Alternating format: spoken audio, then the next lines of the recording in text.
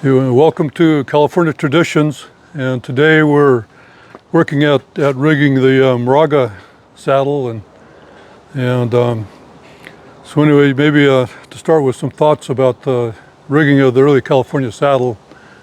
I have this saddle which is complete, and maybe we can kind of look at the rigging on this saddle and then express some thoughts on it. So legend has it that Californios rode a centerfire rig saddle, and centerfire, that being that because the cinch went off the center of the saddle, and then it was attached to the saddle both around the forks, and then another strap going around behind the cantle of the saddle, and so it seems like that legend was probably true. That indeed that's how they did typically ride, and so some of the things about the centerfire saddle is that the cinch was actually behind the stirrups. So when you're riding along, your cinch was behind you rather than in front of you, like what we're used to riding most saddles today. And there was probably some advantage to that. It might have been a little easier on the horse because it was pulling down the whole length of the saddle, and then rather just pulling down here, and so that distributed the pressure of the saddle on the horse's back over a large surface area, and then also it was the cinch was right in the middle of the belly of the animal, and that probably had some advantages too, in that the belly of the animal is more flexible. And so it doesn't bother the animal to cinch it up pretty tight in the belly of the animal because there's lots of flexibility there. And then whereas if you put the cinch further forward, well then there's not so much give further forward, and then also there's more motion behind the legs of the horse, and so they're more likely to soar. And then so overall it was probably a lot easier on the animal, and if you're riding long hours every day, and then even if the tree wasn't very well fitted, it would still not be likely to soar the horse, and so I think probably the first saddles were rigged with just a strap going around the front of the forks, and then later on I think another strap was added. And my guess is that they might have needed to reinforce the rigging a little bit, because during the hide and tallow trade there was a lot of really heavy roping, and because they were slaughtering animals that were pretty big, and almost all the animals that they're slaughtering had to be roped, so that was a tremendous amount of heavy duty roping. And so I think that they found that first of all they had the single strap, and then they had to add another strap, and in order to get the rigging to stand up to that type of heavy duty work. And so this saddle we have like two straps, and then but on the Moraga saddle we're doing, it's basically the same idea, but a little bit different in that the front rigging is cut out of all one piece of leather, and so we don't have two separate straps. We've taken the one wide piece of leather and then split it, and so we're getting two straps, but out of the one piece of leather, and then and that's going through a slit here, and then that kind of has effects of, I think, of holding the rigging in place, and so it seems like some of the California saddles eventually evolved into having this type of a rigging, and so we haven't quite finished yet. We have to put the back rigging on, and so what we have for tools here is we have the leather punch, and this is a hand forged leather punch, and this is probably the way most of the leather punches were made at the time. And this is forged out of a wider piece of metal, and then folded back around so that you get kind of a tubular shape there, and then we're going to be using this strings, this lacing, and then this is from a thin-skinned animal, because a thinner-skinned animal just gives you a stronger string than if you take a heavier piece of leather from a cow, for example, and then skive it down so that's narrow enough to be able to use. And so this happens to be goat, but like any thin-skinned animal, will give you a string that's stronger than a thicker-skinned animal. So we'll maybe start by punching some holes here.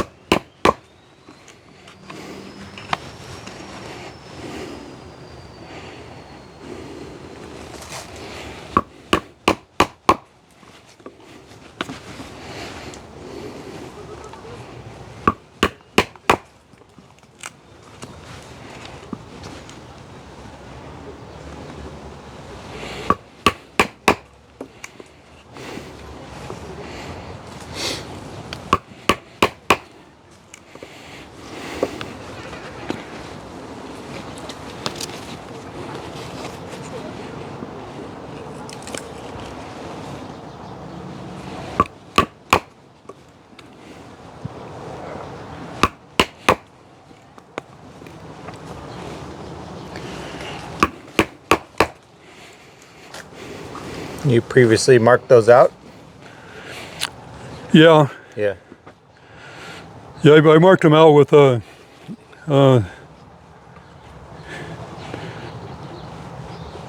with a divider. And I should have brought it out, but because the divider is a really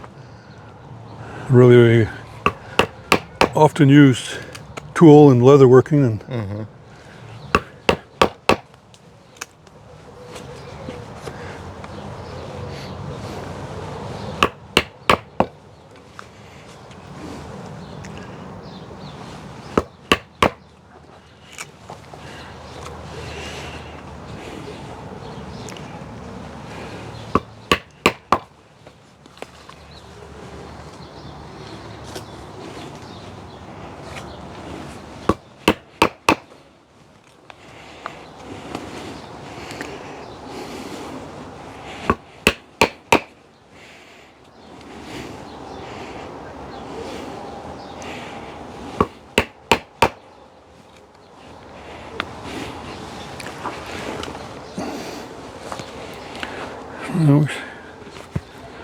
we got our holes. So.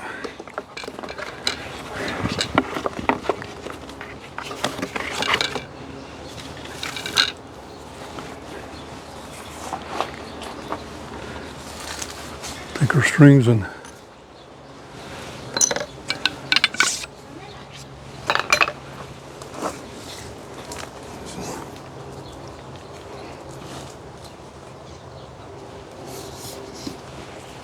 got some points on it. And slow it around a little bit so it'll go in easier.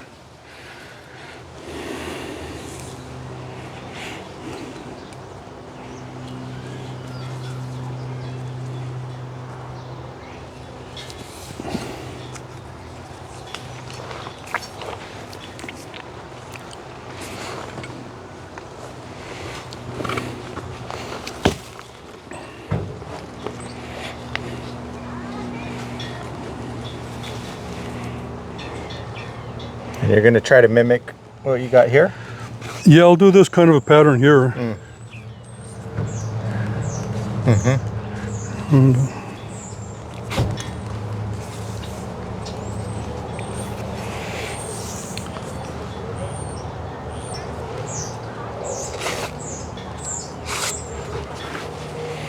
And so I'm coming in, from the outside, and then I'm going to go back through the same holes.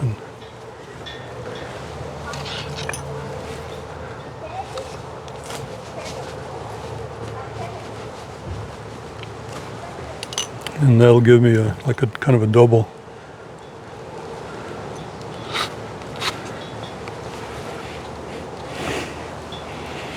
Double thickness of the string going through these holes to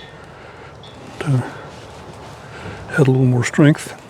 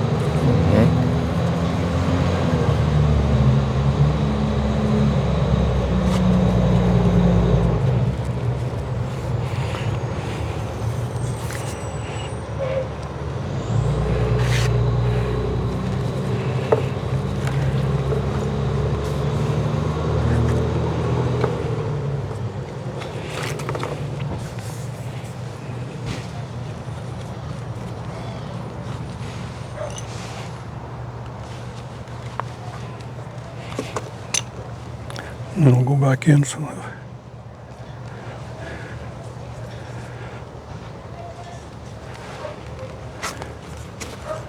have another double thickness there.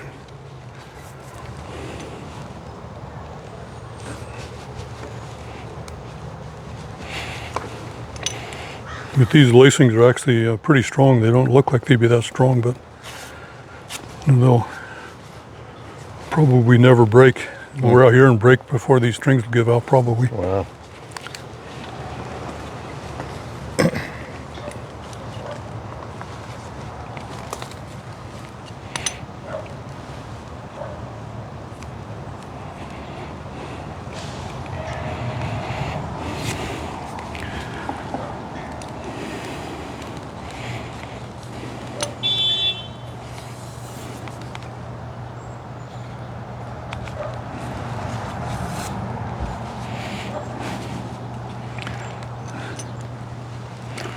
So that's one done.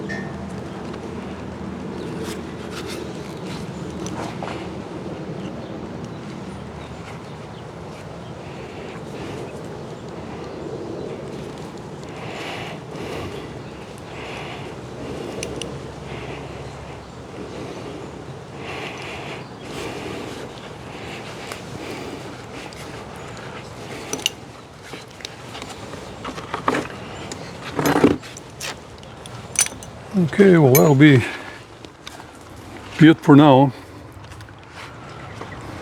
So until the next time.